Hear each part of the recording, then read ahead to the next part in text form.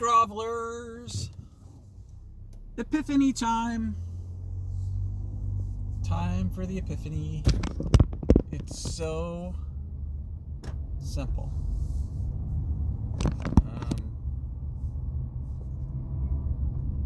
It's kind of frustrating actually how simple it is. But I don't know, you have to be more sophisticated, which is actually more stupid. And then you have to kind of make your way back to the simple answer. That's a little bit to do with, at first when we start to learn stuff, when we start to try to understand or decode. Sorry, I'm trying to rearrange my wallet here. My Costanza wallet. My butt cheeks are unlevel. You start to figure out a complicated puzzle, and the mistake we always make is to, you got to take apart all the pieces and look at the pieces individually, and then what you do, you get a better understanding as they go back together. It's like taking apart a car engine or something, and you put it all back together, and then when your overview of something that seems complicated on the surface becomes more simple. But we've all heard that if you have a true understanding of something that's complicated, you can explain it in a simple way. You can explain it in a way that's more simple for a layman to understand. I think that's probably generally true.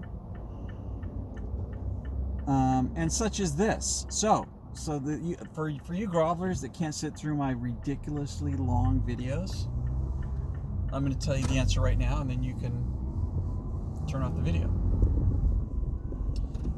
The answer is the mere statement of fact that everything goes through the hands.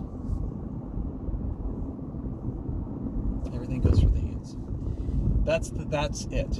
That's the epiphany. And there's so many reasons why it's important to understand that. It's not everything, but it's kind of it's like the Rosetta Stone. It's like your decoder ring. It's as long as you have an acceptance that everything goes through the hands, it allows you to make sense of a lot of the other stuff. And there's other complicated things to look at in the golf swing. But just understanding that fact helps you put together it helps you put together the puzzle so that all the pieces, how they fit together, how that ultimately makes sense. I wouldn't even know, I haven't even organized it in my mind. And there's things I probably haven't even learned yet that make that statement even more true. But I'll just start rattling them off as they occur to me. One would be, what's the first thing that occurs to me? One thing that would make that true is that, if someone didn't know about the golf swing at all, right? They weren't golfers, and you showed them someone hitting you showed them a video, or someone stood in front of them and hit a golf ball, and they didn't know anything about golf, but you asked them to, what do you think needs to be strong? What body parts need to be strong to move the club faster, hit the ball a long way? They know nothing about golf, but they might say, well, you need strong hands. And someone at level 2 would go, well, it's actually a little more complicated than that.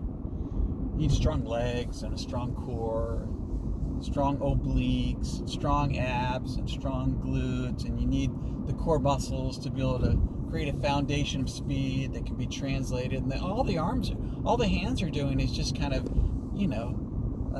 conducting the energy, they're just translating the energy from the center of rotation, which is where all the speed's coming from, translating it out to the club.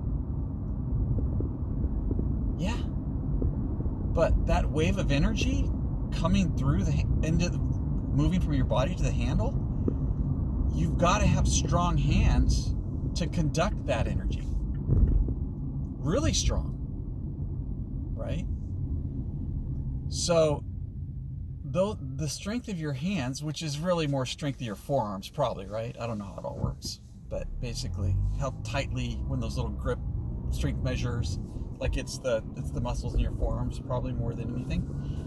however you'd want to define, however it actually works to give you high strength readings on the things you'd use to measure the strength of your hands, your grip, how tightly you can grip something. That acts as a governor, right?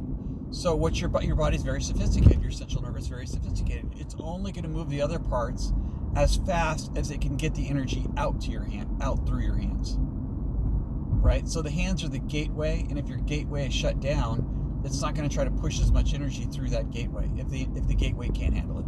If you're going to overflood the system, if you're going to overheat the system, then the system will create less energy, right? So it's only as strong as your hands are. No matter how efficient you are at, or how capable you are of making high-speed, efficient maneuvers near the center rotation, near the center of gravity of your body, the big parts, the core, rotation, rotating your torso like a gyroscope, all that stuff is going to be governed by the ability of your hands to translate that wave of energy out to the club. All right, so that's number one. I'm not even going to number it because I'm just going to start talking. The other thing would be, why is it that you can have tour pros, forget what guys at level 2 will say, because level 2 they'll say, well, you want to have a low closure rate through impact with a face angle because that'll be more consistent, and pros have lower closure rates. It's not true. They don't. Look at the data, look at the measurements. They don't. There's guys on tour that are great ball strikers that have high rates of closure with the club face coming through impact, and there are guys that have low rates of closure. That is unrelated to consistency. That closure rate is related to how that closure rate matches into the other parts in the system, which then allow you as a whole to coordinate a square face at impact. But a slow or a fast closure rate in and of itself has no bearing on consistency whatsoever. It just doesn't. It makes sense on the surface to a level 2 analyst. Like if you made a small error with a slow closure rate, it'd be more likely to be closer to square or whatever phase angle you want at impact. But remember, 3 degrees off, 3 degrees in the trees, 2 degrees is pretty darn bad. 1 degree is kind of the threshold. So it's not really that. You can have a slow closure rate and still be off 3 degrees and the ball's going to go sideways. So it's not how slow you can make the face close, especially when your system needs a certain closure rate to have a square face at impact, and you artificially slow that closure rate. That would just mean the face is open at impact, way open at impact. So, or if you arbitrarily, someone taught you to release the club a certain way and it sped your closure rate up, and the rest of the pieces of your swing were really going to be coordinated better with a slow closure rate, club face would be closed at impact. You'd hit a snap dragon over your left shoulder. So no, so it's not that, okay? But the closure rate and how you manage that closure rate and how that closure rate fits with the pieces of your swing being fit in the appropriate manner, a lot of that's controlled by your hands, right? Because the club face is not just squared by body rotation. It's not just squared by wrist bending. A lot of what causes the face to square at a certain rate is forearm rotation. As much as people say, well, the modern tour swing, they reduce forearm rotation and they take a strong grip and they bow the wrist and get the face closed really early, and then they try to drag the pee out of the thing through impact, and you don't want the forearms to cross over each other. It's just not true. There's a significant amount of forearm rotation to square the face, no matter what you do. No matter whether you have a release type A, release type B, there is forearm rotation. And that is being, if not created purely from the hands backwards, it's being managed through the hands, and the hands are telling you the monitor of what's going on and how that rate of closure and forearm rotation is matching in to the other bigger parts of the swing, all the bigger pivot parts. What else? Okay, so let's talk about just generally proprioception. Okay, so proprioception would be, let's say you are reaching to grab something off the desk in front of you. You're going to grab a pen off the desk, and the pen is far enough away that you can't just bend your elbow. maybe you have to lean forward and do something with your shoulder and reduce the bend on your elbow and do things with your hands, forearms, and fingers to grab the pen. But the pen was maybe just a distance enough to where you'd had to use some of the bigger parts of your body to reach out and grab the pen. Well, the hands can't get there by themselves. The hand can't get there to the pen by itself. There are things happening at the elbow and there are things happening at the shoulder to transport or give the hand a ride out to the pen. But how do you know how to activate the shoulder and the elbow exactly the right way? By the hands. Because the hands are telling you in real time how close they're getting to the pen. So even though the big muscles are moving the little muscles there, or the big parts of your body are giving the little piece, which is the hand, is hitching a ride from the big pieces. The big pieces, they're blind. They don't know what to do. They don't know how to adjust their movement unless through proprioception, the hands, the position of the hands is being relayed back in real time. Right? That's how you reach the pen in a precise way. So the hands are monitoring that as well. So they're a governor of the energy working through the hands into the grip of the club. But they're also monitoring where they are in time and space, such that the other parts in real time can make very fine-tuned adjustments. Because if the movements of let's say the movements at the core, your center of gravity of your body, if those are being translated downstream to what the hands are doing, and you did everything the exact same, but then you decided to reposition the center of gravity or the movements local to the center of gravity by even a half inch, they would translate out in a pretty dramatic way, and you might miss the ball altogether, right? So how do we know? How do we know what to do? Well, everything goes through the hands. The hands is the last gateway to the club. It's got the last say in what the club's doing. And it has to do everything perfectly well to match up to everything and work in concert with everything that has happened before it.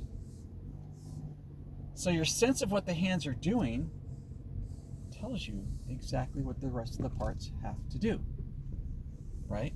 They can't physically drive those movements near the inside of the circle, but they can give you real-time information about what the inside of the circle movements have to be doing, so that by the time the hands translate that stuff out to the club gives you good angles at the ball, right?